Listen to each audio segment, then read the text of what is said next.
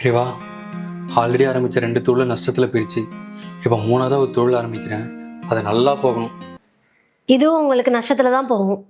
ஏய், ஆரம்பிக்கும் போது இப்படி அபசகுணமா வாய் வைக்காதடி. நான் உண்மையை தான் சொல்றேன்.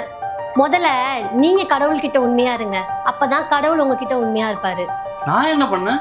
உங்களுக்கு ஞாபகம் இல்லைல்ல? உங்களுக்கு ஞாபகம் இருக்காதுன்னு எனக்கு தெரியும். 3 வருஷமா பிரசாந்த் அண்ணாவை நீங்க ஏமாத்திட்டு இருக்கீங்களே, அதைத்தான் சொல்றேன். எப்படிங்க ஒருத்தர்கிட்ட கடன் வாங்கிட்டு அதை திருப்பி கொடுக்காம நிம்மதியா தூங்க முடியுது? எனக்கு ஆக்சிடென்ட் ஆகி நான் ஹாஸ்பிட்டல்ல சீரியஸா இருக்கும்போது ஆபரேஷனுக்கு பிரசாந்த் அண்ணா தான் 2 லட்சம் வந்து கொடுத்தாரு. ஆனா நீங்க இன்னைக்கு வரைக்கும் அந்த காசு அவருக்கு திருப்பி கூட கொடுக்கல. ஏய் பிரசாந்த், ரொம்ப தேங்க்ஸ்ரா. அன்னைக்கு போட்டு கரெக்டான டைம்ல காசு கொடுக்கல, என் பொண்டாட்டி உயிரை கூட காப்பாத்திருக்க முடியாதுடா. என்னடா அன்னைக்கு உனக்கு ஒரு கஷ்டம், என்கிட்ட இப்போ காசு இருந்துச்சு, நான் கொடுத்து உதவினேன். இப்போ எனக்கு ஒன்றா நீ கொடுக்க மாட்டியா? கண்டிப்பாடா, இந்த உதவியை நான் வாழ்க்கையில மறக்கவே மாட்டேன்டா. முடிஞ்ச அளவுக்கு சீக்கிரம் ரெடி பண்ணி காசு உன்கிட்ட கொடுத்துறேன்டா. டேய், அதெல்லாம் ஒன்றும் வேணாம். எனக்கு எப்போ காசு தேவைப்படுதோ அப்போ நானே வந்து வாங்கிக்கிறேன். 2 லட்சம் எவ்வளவு பெரிய காசு, அது திருப்பி கொடுக்கணும்னு கூட உங்களுக்கு கொஞ்சம் கூட தோணல?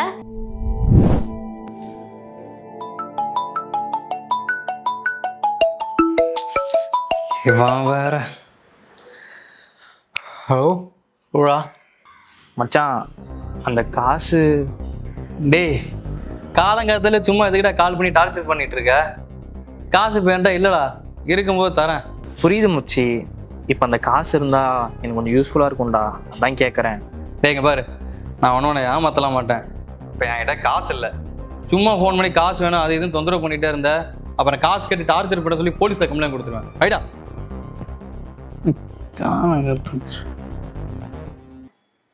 அன்னைக்கு பிரசாந்த் அண்ணா மட்டும் காசு கொடுக்கலனா இன்னைக்கு நீங்க என்ன உயிரோட பார்த்திருக்க முடியாது. நமக்கு காசு கொடுத்து ஹெல்ப் பண்ண அவரை போலீஸ்ல கம்ப்ளைண்ட் கொடுப்பேன்னு சொல்லி மிரட்டி இருக்கீங்க.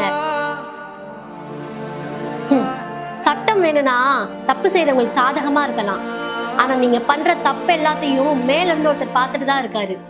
அவர்கிட்ட இருந்து நீங்க தப்பிக்கவே முடியாது. நான் தப்பு பண்ணிட்டேன் மலரு, என்னை மன்னிச்சிரு. பிரசாந்துக்கு கொடுக்க வேண்டிய காசை வட்டியோட சேர்த்து இன்னைக்கே நான் கொடுத்துறேன். பிரசாந்த் அண்ணாக்கு நானே ஆல்ரெடி எல்லாமே செட்டில் பண்ணிட்டேன். நீங்க வேணும்னா மனிதாபிமானம் இல்லாம இருக்கலாம், ஆனா நான் அப்படி இல்லை. இனிமேலாச்சும் கொஞ்சம் உண்மையா இருங்க. நீங்க ஒரு வாட்டி ஒருத்தரை ஏமாத்துனீங்கன்னா கடவுள் உங்களை ஒரு வாட்டி ஏமாத்துவாரு. நம்ம கஷ்டத்துல இருக்கும் போது ஒருத்தர் உதவி பண்ணாங்கன்னா சாகுற வரைக்கும் அதை மறக்க கூடாது. நீங்க புரிஞ்சுப்பீங்கன்னு நினைக்கிறேன்.